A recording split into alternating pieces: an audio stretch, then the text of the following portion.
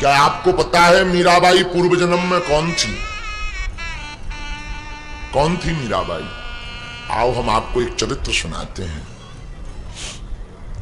मीराबाई पूर्व जन्म में ब्रज वृंदावन धाम की भगवान ठाकुर जी के अवतार की समय की गोपी थी।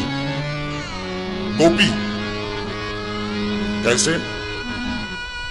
ये कथा हमने एक दो बार चर्चा में सुनाई है।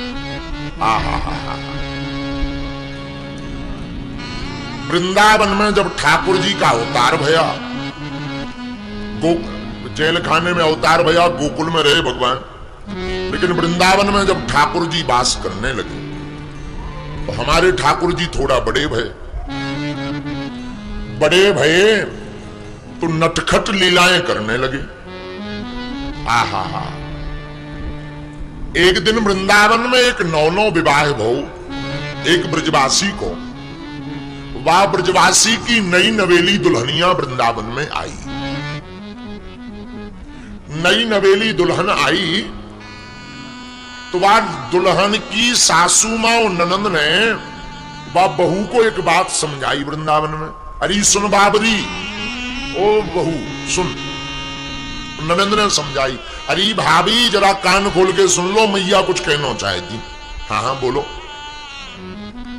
देखो, तू वृंदावन ब्याह करके आई सो तो ठीक है, मेरे छोरा से तूने ब्याह करो सो तो ठीक है, पर एक कान खोल के सुन लो। यहां पे एक चोर रहता है, चोर। अच्छा, तो मैया मोए चोर से का लेने देनो? सासू मां बोली, अरे सुन तो पूरी बात, वो चोर ना तो सोना चुरावे, ना चांदी चुरावे, ना कछू चुरावे, वो इतना खतरनाक चोर है कि काऊ को चित्त चुरा लेवे। अच्छा, सोना चांदी चुरावे तो कोई दिक्कत नहीं, जाको चित्र चुर जावे उनको पर वो लौट के नहीं आऊता। सोनो चांदी चुर जाए नो प्रॉब्लम, दोबारा कमाई कर लो, कमा लो, उससे ज्यादा अमीर आदमी बन जाओ। पर किसी का चित्त का हरण ही हो जाए, कोई किसी का चित्त ही चोरी कर ले जाए, वो लौट के मिलने वाला नहीं है। तो बहू, यहां पे जो चोर रहता है वो सोना चांदी नहीं चुराता, चित्त को चुराता है। अच्छा, तो तू कान खोल के सुन ले, मुझे वचन दे आज। वो चित्त चोर को नाम है कन्हैया। वो कन्हैया घर घर डोले, वो नंद को छोड़ा है। अब वो घर घर डोले, तू मोए आज वचन दे दे कि वो 50 बार भी घर में आवे, पर तू मर जाना, पर अपनो मुंह उसे मत दिखाना, उसको मुंह मत देखना। बहू ने कहा, ऐसा क्या है? ओ, सासू मां ने कहा, वो इतना चोर है कि एक बार काऊ की बात पे नजर पड़ जाए और एक बार कोई भर निगाह उसको देख ले तो वो फिर दुनिया के काम का नहीं रहता। अच्छा मैया, हाँ तो सुन ले, आज के बाद में शिकायत ना मोए मिलवे। बहू ने प्रण ले लिया। बेचारी भोली भाली थी, उसे कोई ज्ञान नहीं था, संसार का अनुभव नहीं था, कन्हैया के बारे में जानती नहीं थी, नंदलाला के बारे में जानती नहीं थी। उसने प्रण ले लिया कि प्राण निकल जाएंगे पर हम अपना मुंह उस कन्हैया को नहीं दिखाएंगे। आहा, भगवान आए। हमारे ठाकुर जी की तो लीला अद्भुत है। भगवान उस गोपी के घर पर आए तो उस गोपी की सासू मां से बोले, अरे मैया, मैंने सुनो तेरे घर में एक नई नवेली दुल्हनिया आई है। हाँ आई तो है लाला। तो मैया अगर तेरी आज्ञा है तो मैं तनक नेक सो मुंह देख लो, कैसी दिखवे। हाँ जा देख ले, मैं क्यों बुरी हूं। ननन ने तब तक हाथ मार दिया, घूंघट डाले वो बहू बैठी थी, वो गोपी बैठी थी। गोपी को धक्का देकर के उसकी ननन ने कह दिया, सुन, जिस चोर के बारे में हमने बात बताई थी वो आज आया है, तू धोखे से मुंह मत देख लेना अपना, न उसे अपना दिखा देना, वरना पागल कर देगा वो तुझको। आहा, उस गोपी ने, बेचारी भोली भाली गोपी, उसने घूंघट पकड़ लिया। भगवान आए, ठाकुर जी आए तो ठाकुर जी ने कहा, अरे ओ गोपी, मैंने सुनो तू पहली बार वृंदावन आई, ब्रज आई, ने के जरा मुंह तो दिखाए दे, तू कैसी लगबे। वह गोपी ने इशारो कर दो घूंघट के भीतरी से, मैं ना दिखाऊंगी।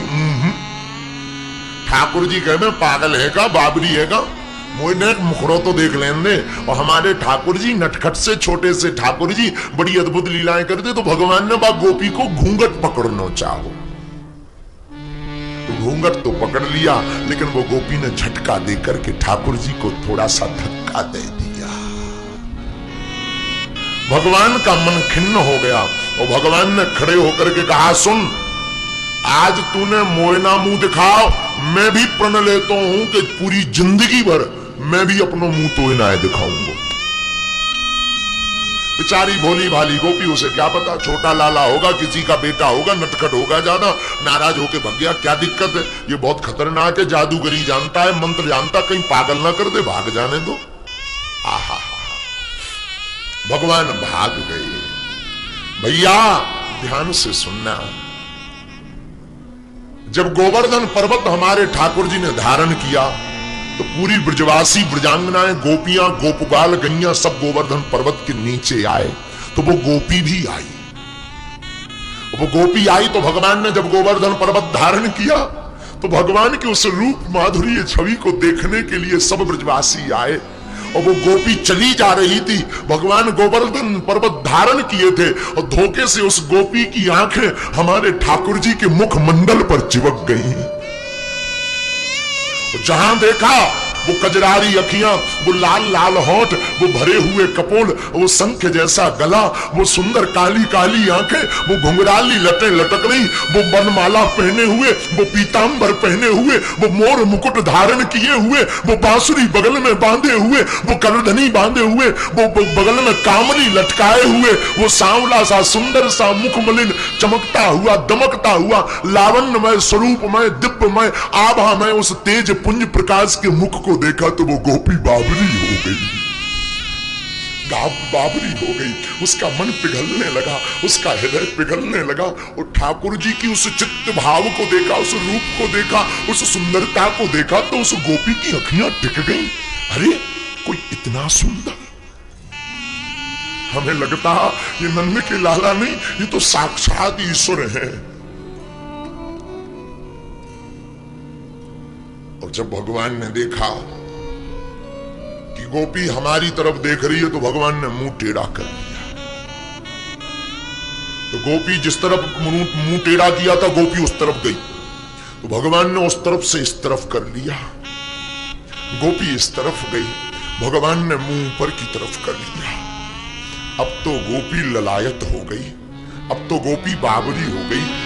जैसे परदेश गए हुए पति की याद में पतिव्रता पत्नी तड़पती है, जैसे वन में गई हुई गौ माता के लिए उसकी बछड़ा और बछड़ी तड़पते हैं, रभाते हैं, जैसे जल के बिना मछली तड़पती है, जैसे मां की गोद से बालक बिलग हो जाने पर वो बालक तड़पता है, वैसे ही वो गोपी हमारे नंद नंदन के मुख को देखने के लिए तड़पने लगी, रोने लगी, आंखें भर आई उसकी। हमसे भूल हो गई ठाकुर, एक कन्हैया, हे नंदलाला, हमसे भूल हो गई। रोने लगी। भगवान ने मुंह नहीं दिखाया, झरझर करके आंसू बह गए। और भैया हमने सुना है कि वो गोपी 4 दिन तक रोई, 4 दिन तक उसके आंसू बंद नहीं भरे। कभी अपने माथे को पीटे, कभी अपनी सासू मां को गाली बके, कभी अपनी ननद को गाली बके। अरे ये बावरियां हैं, ये पागलियां हैं, ये तो मूर्ख हैं, इन्होंने हमें इन्हें गोविंद के दर्शन करने से वंचित रखा। मैं कितनी बावरी थी, मैं कितनी पागल थी जो ऐसे ठाकुर के दर्शन करने से मैं हमेशा चूकती रही। रोते रोते 4 दिन बीत गए। चौथे दिन चरणों में ही गिर पड़ी, होश नहीं रहा, आंखें डबडबाई रही। भगवान ने गोपी को उठाया। क्या हुआ गोपी? प्रभु हम आपके बिना रह नहीं पाएंगे। हमने सुना है आप सबको वरदान देते हो। भगवान बोले हाँ। गोपी बोली अगर कुछ बुरा ना मानो तो एक वरदान मैं भी मांगू। मांगू? गोपी बोली सरकार हमें वरदान दो, तो ऐसा वरदान दो कि अगले जन्म में मेरा जन्म हो तो मैं लोक लाज सबको तोड़ करके तुम्हारी हमेशा हमेशा के लिए रहूं। जैसी जिंदगी इस बार मुझे मिली ऐसी जिंदगी दोबारा कभी मत देना, कभी मत देना, कभी मत देना। मुझे जिंदगी देना तो ऐसी देना माधव, हे गोविंद, ऐसी जिंदगी देना कि मैं सब मर्यादा को तोड़ करके तुम्हारे प्रेम में बावरी रहूं। मैं सब मर्यादा त्याग कर तेरे ही गुण गाऊं गोविंद, हे माधव, मैं तेरे ही गीत गाऊं। और भगवान ने कह दिया तथास्तु। वही ब्रज की गोपी कलयुग में राजस्थान के प्रदेश के अंतर्गत जोधपुर राज्य अंतर्गत कुर्की नामक ग्राम में मीरा बनकर प्रकट हुई।